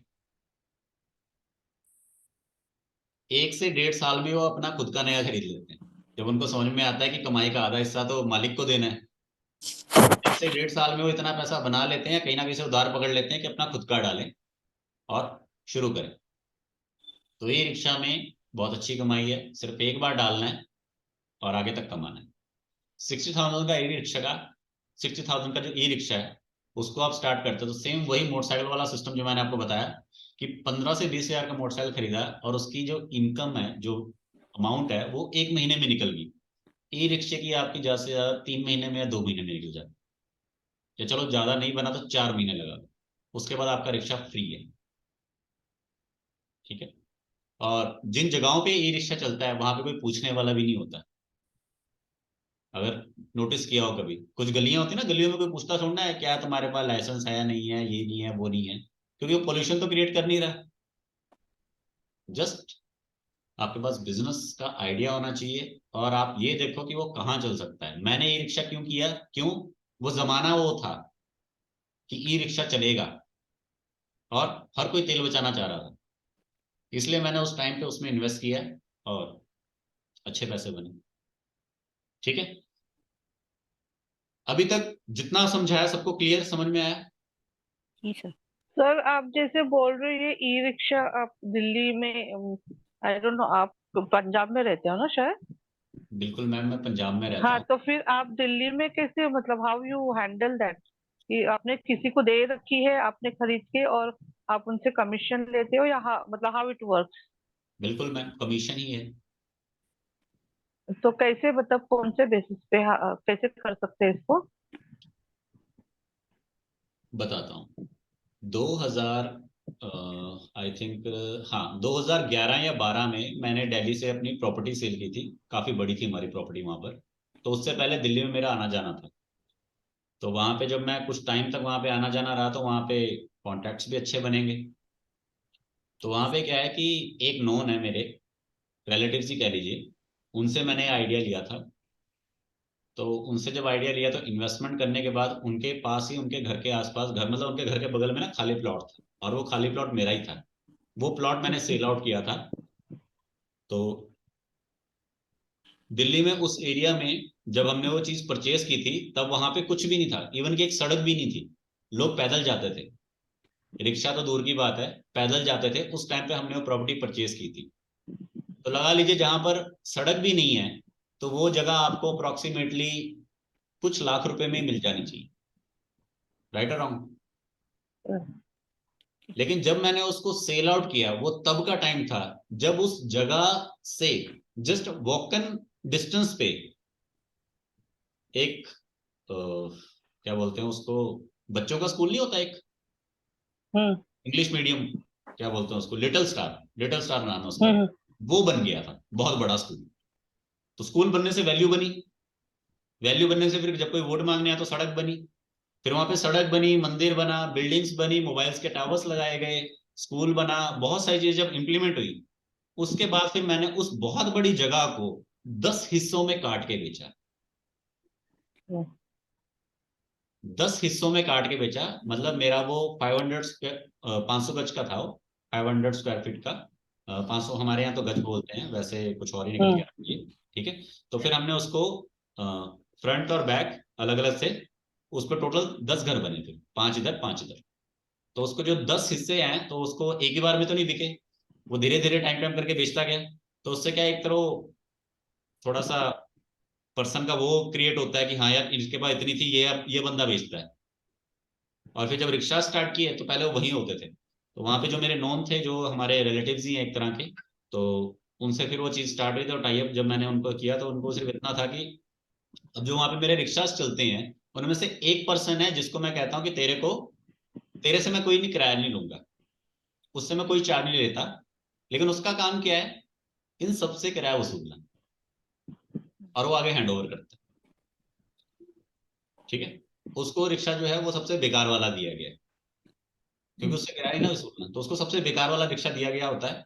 और वो चलाने में भी इतना इंटरेस्टिंग होता है कि उसको बैठे बैठे कमाई मिल तो रही है, दिक्कत क्या है, उसको कौन सा किसी को आगे देना है, तो वो कम से कम ही करता है। ठीक है, तो एक तरीका होता है, जैसे कि सेम यही प्रोसीजर मैंने यहाँ पे लोकल में भी यूज किया है। लोकल जहां पर मैं रहता हूँ यहाँ पर मैंने क्वार्टर्स बनाए हैं। क्वार्टर्स समझते हो, किसी ने क्वार्टर्स समझते हो, हाँ। क्वार्टर्स क्या होते हैं? हाँ, तो बड़ी जगह है तो अपने लिए, और छोटे छोटे क्वार्टर्स बनाए। तो उन क्वार्टर्स में क्या है, एक पर्सन जो है उसको किराए में थोड़ी छूट दी गई है, ताकि वो बाकी सबसे किराया कलेक्ट करे और मेरे को एक फिक्स डे पे हैंड ओवर कर सके। ठीक है, और उसकी दूसरी ड्यूटी ये लगा दी गई होती है कि अगर बाय चांस कोई पर्सन देरी करता है किराया देने में, तो उससे पेनल्टी जो है तुमने वसूल ली है। और पेनल्टी के डर में लोग टाइम पे किराया देते हैं, हालांकि वो पेनल्टी मैं रखता नहीं हूँ, वो पेनल्टी मैं उसी को बोलता हूँ कि तू अपने पास ही रख, बाय चांस कभी आगे पीछे हो तो मेरे को किराया पूरा चाहिए। ये जो पेनल्टी है ये अगर बनती है तो तेरी है, और अगर मेरे को पूरा किराया पूरा नहीं मिलता तो मैं ये पेनल्टी एज अपना किराया तेरे से चार्ज करूंगा। ठीक है, ये एक सिस्टम बनाया गया, क्योंकि डर की वजह से या तो कोई करता है या तो नहीं करता। अब हम लोग जॉब जाते हैं, जॉब पे जाते हैं, क्यों जाते हैं? जाएंगे नहीं तो खाएंगे क्या? डर ही है ना। चलिए, लास्ट जो काम है उसको समझ लेते हैं। जो एक बिजनेस है वो ये है कि अगर मान लीजिए आपके पास कुछ भी नहीं है, आपको फिर भी डर लग रहा है, यार पता नहीं होगा नहीं होगा, कैसे करूंगा, क्या नहीं करूंगा, सुनने में तो बड़ा आसान लग रहा है पर फिर भी शायद नहीं होगा, होता है ना, टू बी फ्रैंक, यस और नो? हाँ। तो आपको क्या करना है, किसी ब्रांड के साथ जुड़ जाओ। आपसे नहीं होगा, ब्रांड से तो होगा। आपको नहीं जानता कोई, उस ब्रांड को तो जानता है, आपको तो जस्ट उसको बेचना ही तो है, यस और नो? अब यहाँ पर चलो, मुझे शायद आप लोग ज्यादा नहीं जानते होंगे, या फिर यहाँ पर आप जितने भी नेम है इनमें से कोई किसी को शायद इतना नहीं जानता होगा, तो कोई किसी को शायद पैसे ना भी दे। ठीक है, या फिर मैं हूं तो चलो आप मेरे को अब धीरे धीरे जानने लगे हो, तो आप मेरे को एक फिक्स अमाउंट जो है देना स्टार्ट भी करोगे, हाँ ये लोग अच्छा बताते हैं, अच्छा सिखाते हैं, तो हम इसको देते रहे। लेकिन एक थर्ड पर्सन तो मेरे को नहीं ना जानता, वो मुझे क्यों पैसा देगा? हाँ, वो आपके इन्फ्लुएंस में आके आपके कहने पे शायद दे भी दे, लेकिन एक ऐसा ब्रांड जिसको हर कोई जानता हो, जो गूगल पे भी अवेलेबल हो, यूट्यूब पे भी अवेलेबल हो, हर जगह पे हो, बस उसके बारे में पता होना चाहिए। और अगर नहीं भी पता तो पर्सन सर्च मारे तो सब कुछ निकल आए कि हाँ यार पर्सनैलिटी है, ट्रस्ट कर सकते हैं। तो अगर ऐसे किसी व्यक्ति के साथ आप जुड़ जाते हो तो आपको बिना किसी चीज के खर्चा किए बना बनाया बिजनेस मिल जाता है जिंदगी भर की। यस और नो? कर सकते हो ना? करेक्ट। अब किसी के दिमाग में आ रहा है कि ऐसा क्या ब्रांड हो सकता है, या ऐसा कौन हो सकता है जिसके साथ ऐसा करें? क्योंकि लास्ट में एक ही ऑप्शन बचा, अगर कुछ नहीं होता तो फिर यही एक ऑप्शन है कि जिसने बना रखा है उसके साथ जुड़ जाओ। क्योंकि सीधी सी बात है ना, अगर आप खुद नहीं घर बना सकते तो बने बनाए घर में शिफ्ट हो जाओ। खुद नहीं आप धंधा बना सकते तो जिसने धंधा बना रखा है उसकी दुकान पे जाके बैठ जाओ।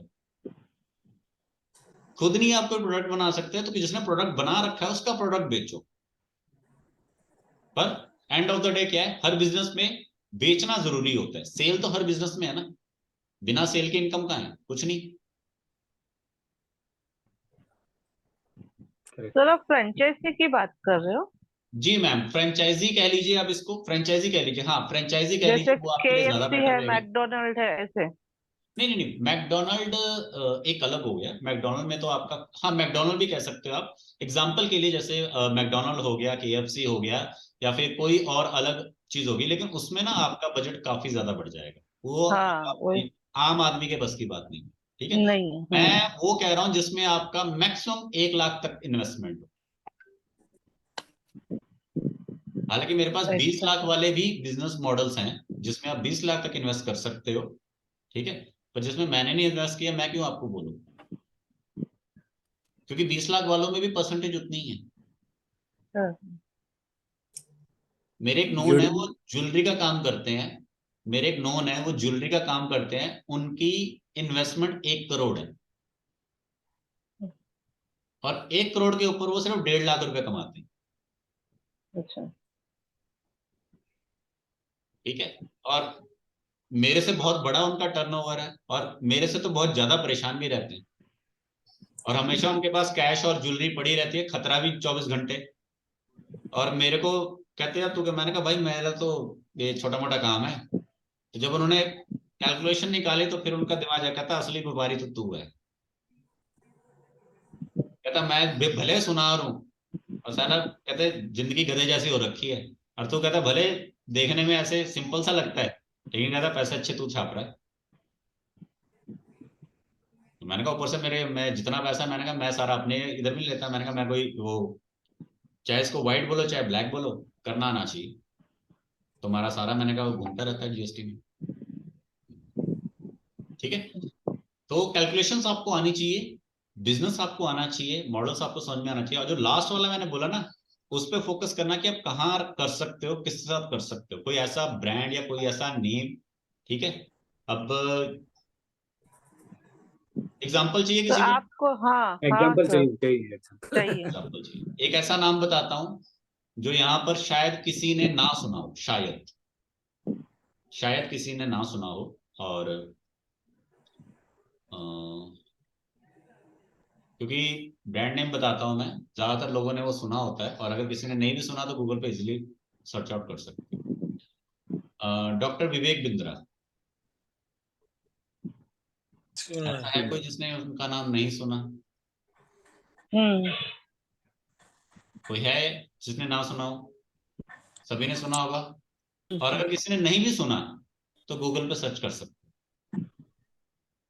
उस बंदे के बारे में बहुत सारी बातें हैं जिनसे आप किसी दूसरे को इंप्रेस कर सकते हो, और जस्ट आप उनके लिए काम करते हो, या उनके साथ काम करते हो, या फिर उनकी सर्विसेज आप आगे प्रोवाइड करवा सकते हो, इतना ही काफी है। क्योंकि मैं उनके साथ जुड़ा हुआ हूं। मैं उनके साथ क्यों जुड़ा? उसके मेरे को 2 बेनिफिट थे। पहला, मैं उनकी सर्विसेज भी बेच सकता हूँ क्योंकि खरीदने वाले बहुत है। दूसरा, मेरे को उनसे सीखने को बहुत कुछ मिल जाता है, तो मैं अपने बिजनेस को बढ़ा लेता हूँ। यस और नो? हम्म। कल को आप काम करते हो, जैसे एग्जांपल के लिए आप कहते हो जी मैं यहाँ काम करता हूँ, मैं वहां काम करता हूँ। आप कहो यार मैं विवेक बिंद्रा के लिए काम करता हूँ, या मैं बड़ा बिजनेस के लिए काम करता हूँ, उसकी एक अलग ही इमेज क्रिएट होती है। जैसे पहले के टाइम पे लोग कहते थे मैं जियो के लिए काम करता हूँ, तो जियो उस टाइम पे बड़ी खतरनाक कंपनी होती थी पहले के टाइम पे, या पेटीएम, जब तक वो नीचे नहीं गिरी थी तब तक, ठीक है। या फिर आप मुकेश अंबानी कहिए कि मैं मुकेश अंबानी के लिए काम करता हूँ, तो एक ब्रांड वैल्यू क्रिएट होती है ना कि हाँ कुछ तो है आदमी। या मैं रतन टाटा जी के लिए काम करता हूँ, टाटा मोटर्स में काम करता हूँ, मतलब कुछ भी ब्रांड को अगर आप अपने साथ लगा के चलते हो तो आपकी एक इमेज क्रिएट होती है, जिससे धंधा बढ़ने के चांसेस ज्यादा होते हैं। समझ पा रहे हो मेरी बात? क्योंकि देखो, या तो हम खुद कर ले, खुद करेंगे तो देखो वक्त लगेगा, 2 4 6 महीने या साल, नहीं तो एक बना बनाया धंधा जो है उसको आगे लेके चलो। तो बदले में आदमी क्या मांगेगा आपसे?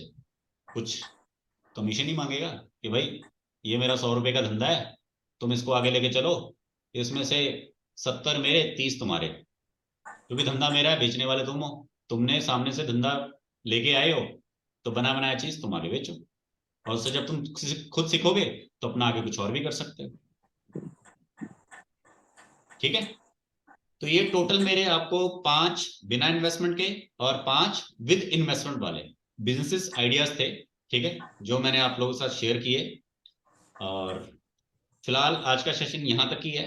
तो आज का सेशन आप सभी लोगों को कैसा लगा ये बताइए। नहीं सर, बहुत कुछ सीखने को मिला। और जी सर, वेरी बहुत इंटरेस्टिंग सर। मैंने लेकिन तो मुझे ना थोड़े 2-3 डाउट्स हैं। जैसे आपने अपने विवेक बिंद्रा जी का बताया, तो उसमें एक्चुअली कैसा होता है उनका, मतलब क्या हमको इन्वेस्टमेंट करना पड़ता है? और जी उनका मैम, क्या बिजनेस, मतलब वो अब अ, मैम वो मैं आपको आप बाद थोड़ा। में बता दूंगा, वो मैं बाद में बता दूंगा।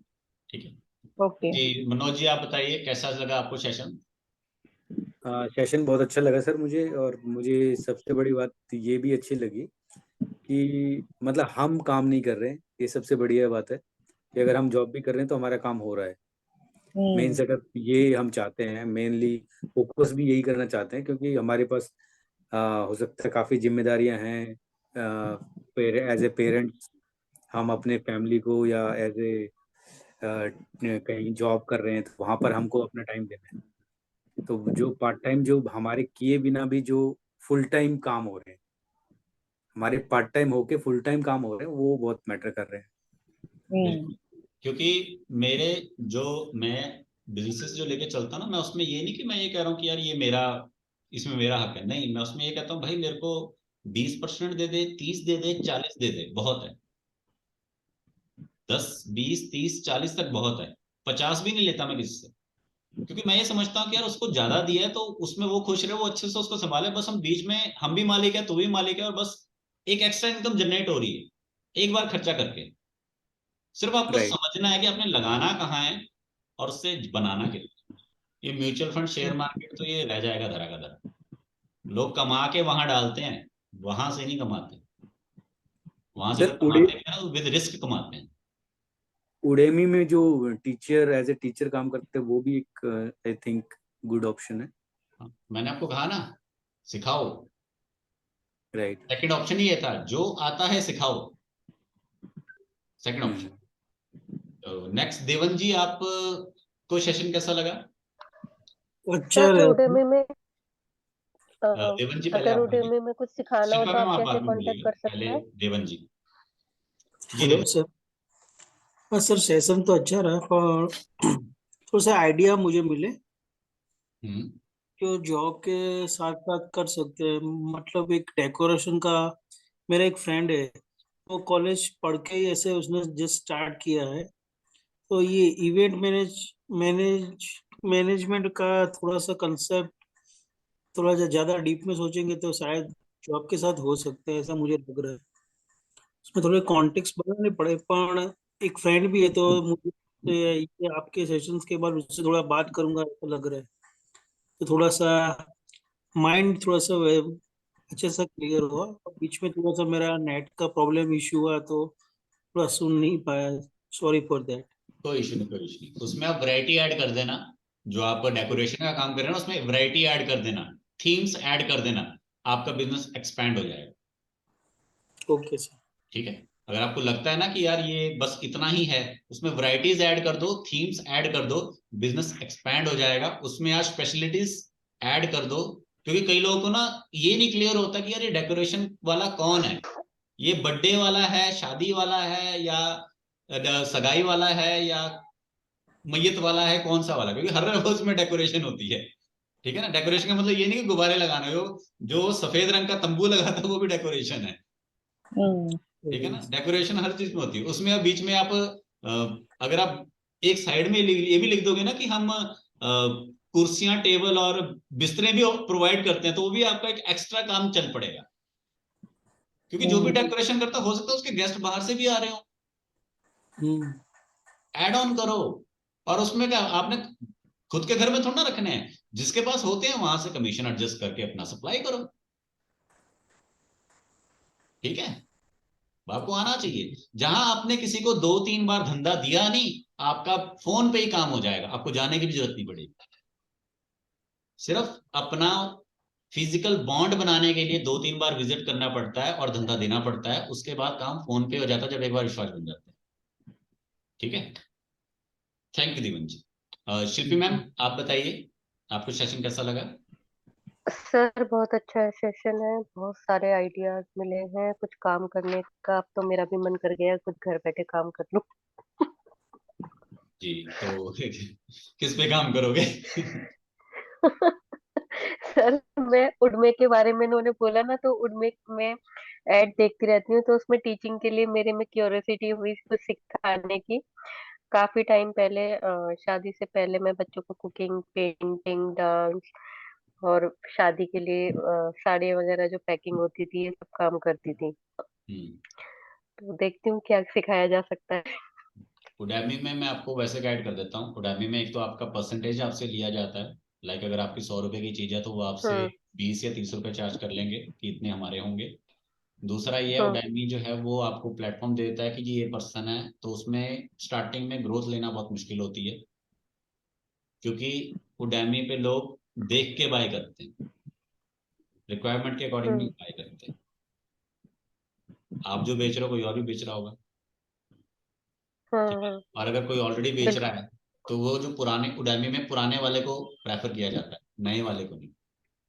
तो उसमें आपको हो सकता है स्टार्टिंग में अपना कोर्स लोगों को खुद बोल के भी बेचना पड़े, ठीक है। हालांकि और दूसरा सबसे एक और चैलेंज इसमें है कि उडामी में आपको पहले से अपना कोर्स पूरा तैयार करना पड़ेगा, अप्रूव कराना पड़ेगा, तब जाके वो एक्सेप्ट होएगा। ओके। इसमें एक एडिशनल नॉलेज की जो बात जो आपके काम आएगी, आप मनोज जी एंड शिल्पा जी दोनों उडामी के लिए तैयारी करो। अगर बाय चांस रिजेक्ट हो भी गया तो जो आपने डाटा बनाया होगा उसे आप अपना पर्सनल प्लेटफॉर्म पे यूज करो, जहां पे किसी ने पास या फेल नहीं करना, और 30% कमीशन देने की भी जरूरत नहीं किसी को। सर समझ एक में आया फंडा? एडवाइस और, जैसे ये नहीं आया समझ में? क्या आ आ, गया? हाँ, नहीं नहीं सर, आया समझ में। एक चीज और, ये जो पर्सनल एड चलाते हैं जैसे किसी भी चीज के लिए, उसके लिए हमें कहाँ से कांटेक्ट करना चाहिए और कितने तक का खर्चा आता है? लाइक मैम अभी एक 1 तारीख को एक हमारा सेशन होने वाला है एंजल्स के ऊपर, उसकी फेसबुक की भी ऐड चल रही है, ठीक है। तो एक जो क्लाइंट होता है आपका जो व्हाट्सएप ग्रुप में ऐड होता है वो 5 रुपए से लेके 10 रुपए तक पड़ता है,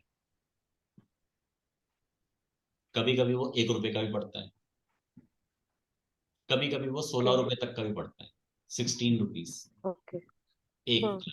और वो जस्ट फ्री वाला है, पेड वाला नहीं है। जो पेड वाला क्लाइंट है वो आपका मिनिमम 10 रुपीज से लेके आपका 50 या 100 रुपीज तक भी पड़ सकता है, जो पेड क्लाइंट है जिसने पे करके आना है।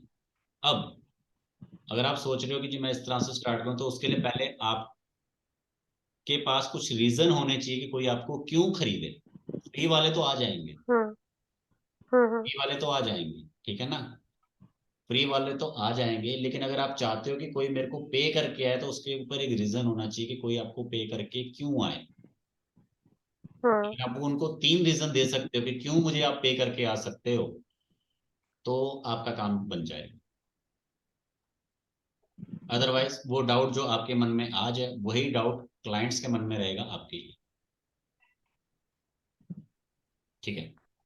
सर, इसके लिए कांटेक्ट कहाँ से करना है, ये बताइए आप हमें। कांटेक्ट कहीं से नहीं करना, अपने फेसबुक पेज में ही सब कुछ होता है, फेसबुक में ही सब कुछ होता है। जो फेसबुक होता है ना आपका, उसी में सब कुछ होता हाँ जी। है, ठीक है ना। ठीक है। बाकी अगर बाई चांस ठीक कॉन्टैक्ट्स है की सर। बात है तो किसी ना किसी व्हाट्सएप ग्रुप में कभी कभी वो प्रमोशन होती है ना कि हाँ जी हम सोशल मीडिया पे पब्लिश करते हैं, ये करते हैं वो हम्म करते हैं। हम्म। उनको एक बार कांटेक्ट करके आप क्लैरिफिकेशन ले सकते हो। ट्रस्ट फैक्टर अगर आपका जाग जाता है तो आप उनको पे कीजिए, क्योंकि वहां पर भी कई लोग ऐसे होते हैं जो फ्रॉड होते हैं या फिर काम सर्विस अच्छी नहीं देते, ठीक है, हाँ जी जो भी सर, ये फैक्ट। तो सभी जगह है। बिल्कुल। बाकी हमेशा जब भी स्टार्ट करना हो लो बजट से स्टार्ट करो, ठीक है। मेरी पहली जी जॉब थी, सर। मैंने 1200 रुपये शुरू की थी, मेरा पहला धंधा था, मैंने 20,000 से शुरू किया था, ठीक है। 20,000 से मैंने शुरू किया था, बाद में फिर धीरे धीरे जैसे जैसे इनकम आती गई पैसे लगाते गए, ठीक है। चलिए नेक्स्ट, और कोई पर्सन जो अपना फीडबैक रिव्यू शेयर करना चाहेगा या कोई क्वेश्चन पूछना चाहेगा? सर ये आजकल ऑनलाइन बिजनेस का बहुत चल रहा है ना, उसके बारे में आप क्या बोलोगे? जैसे अमेजोन या इसके ऊपर, मतलब मैंने खाली सुना है। नहीं, अमेजोन एक वो, अलग चीज है, ऑनलाइन बिजनेस एक अलग चीज है। हाँ मतलब अमेजोन पे भी हम लोग को जो पर्टिकुलर, ऐसा सुनने में है मुझे, आइडिया नहीं है, तो मैं वही जानना आपको चाहती थी बताता कि हूँ, कोई एक मैं आपको बताता पर्टिकुलर हूँ। प्रोडक्ट लेके हम ये कर सकते हैं, ऐसा कुछ है ना? सुनिए सुनिए, अब जैसे एग्जांपल के लिए मान लीजिए मेरा एक प्रोडक्ट है 100 रुपए का, जिसको मैं अमेजोन पे बेचता हूँ, तो अमेजोन को मैं 20 रुपए दूंगा उसमें से, क्योंकि हम्म। उसने डिलीवरी भी तो करना घर जाके। तो 100 रुपए का मेरा प्रोडक्ट, इसमें से 20 रुपए अमेजोन खा जाएगा। और अगर मान लीजिए मेरे उस प्रोडक्ट की कॉस्ट 50 रुपए है, तो मेरे को उसमें से सिर्फ 80 रुपए पल्ले पड़े, ठीक है। और हो सकता है कंपटीशन में कभी मेरे को डिस्काउंट भी देना पड़े या अमेजोन उसका डिस्काउंट लगा दे, तो मेरे को 100 रुपए की चीज जो कस्टमर मेरे को दे रहा है, 100 रुपए पे कर रहा है, उसमें से मेरे को सिर्फ 20% या 25% का मुनाफा हुआ, ठीक है। ये है प्रोडक्ट वाला ऑनलाइन बिजनेस। सेकंड बिजनेस, और दूसरा इसमें क्या है, इसमें आप अपनी प्राइस भी नहीं बढ़ा सकते, क्योंकि वो 100 की चीज 100 की ही बिकनी है। ये थोड़ा ना कि कल को आप उसको 1000 की बेच दो तो 1000 की बिकेगी, नहीं, वो 100 की ही बिकनी है, ठीक है।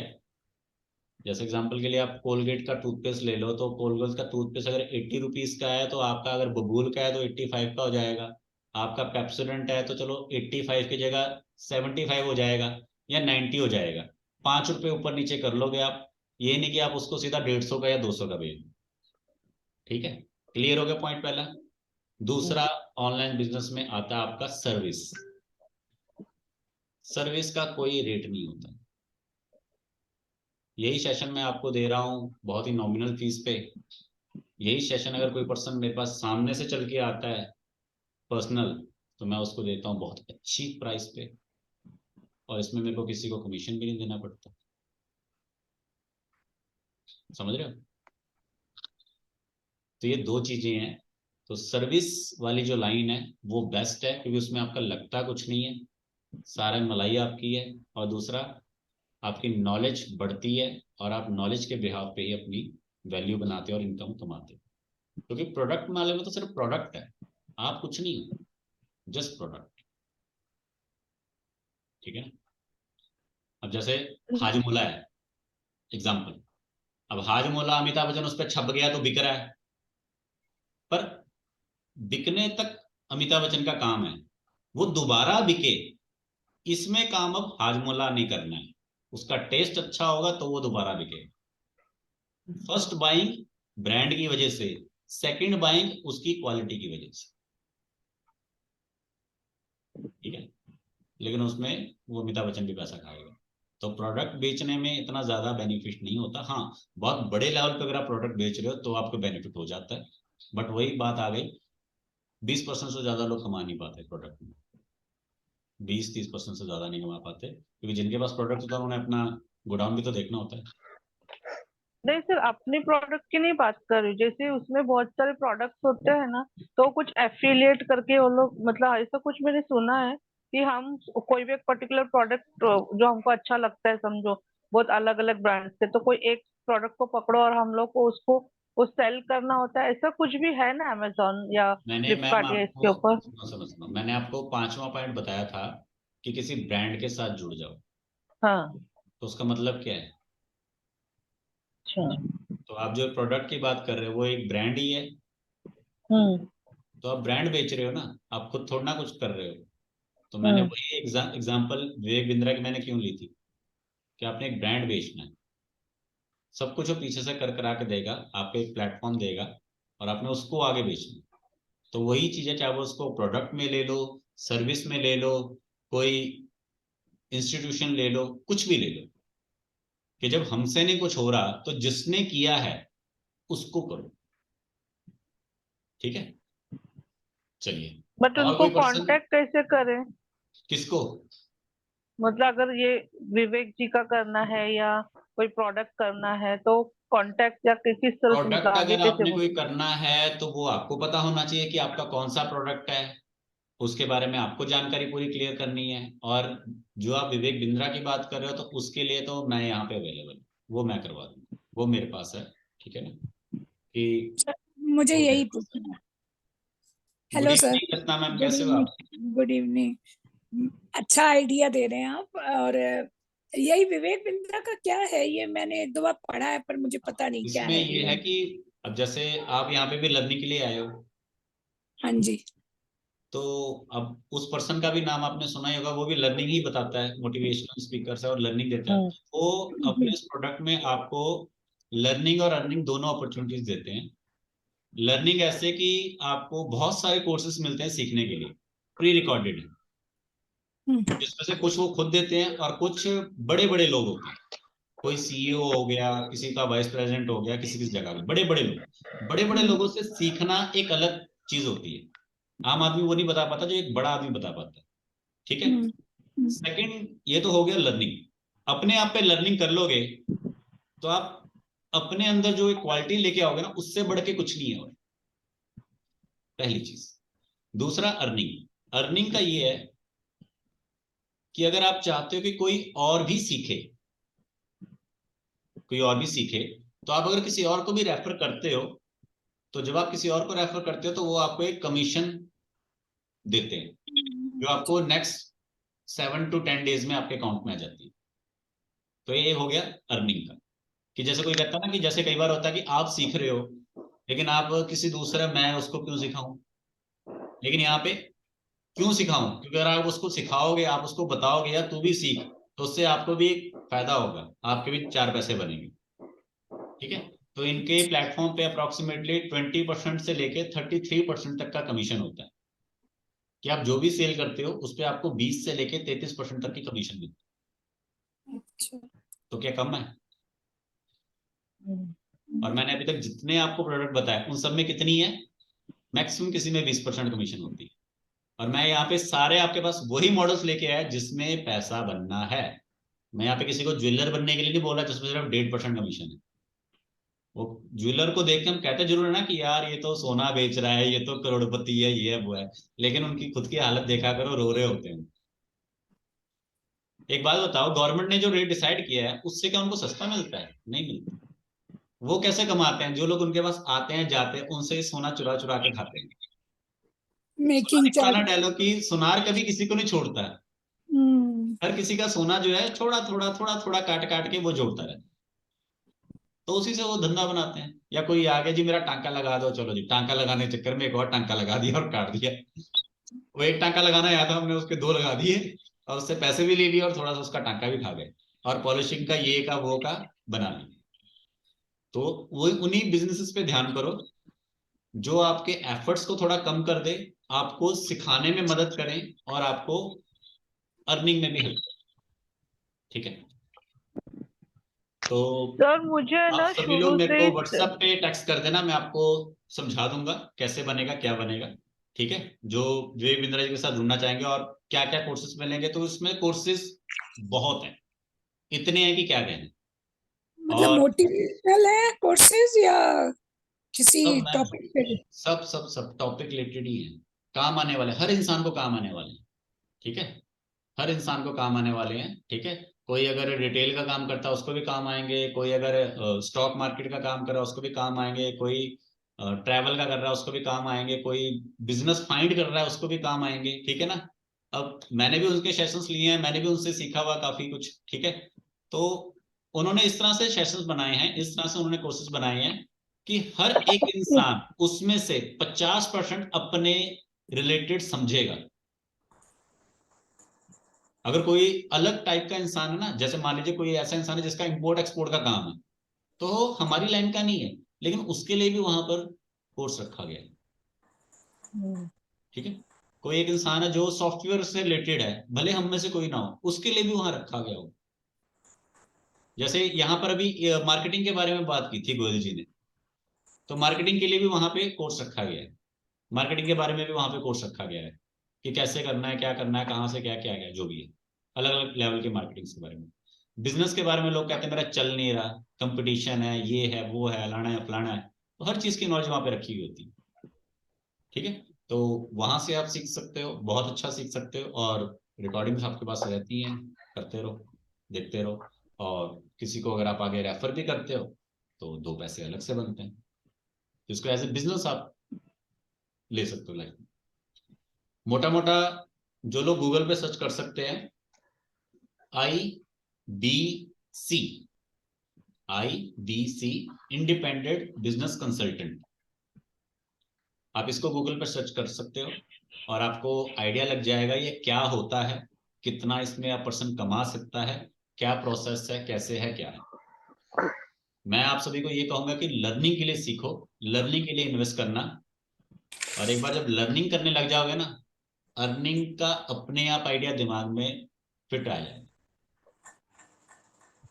तो लर्निंग के लिए कितना है?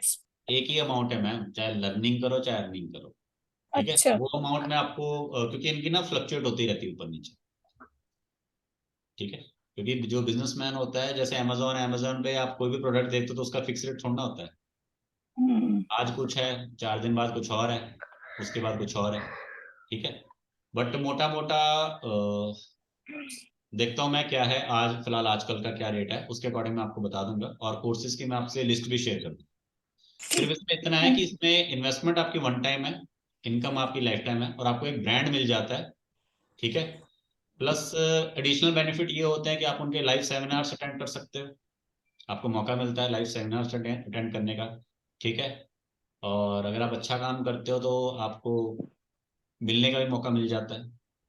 जैसे भी मैं रिसेंटली गया था तो मैं उनके एक दिन के सेशन में मैं वहाँ पे एक मतलब मैं दिल्ली गया था तो अपने एक दिन का ऑफिस का काम किया, क्लास भी की, और उनको भी मिल के आया, ठीक है। तो उस पर्सनैलिटी को मिलना आम बात नहीं है। हालांकि एक कभी सोचा था कि यार कभी मिल पाऊं, ठीक है। तो फिर बाद में एफर्ट्स की तो मिली गई, ठीक है। अब जैसे मान लीजिए मैं कल को बोलूं कि यार मैं कोर्स लॉन्च कर रहा हूँ, इन केस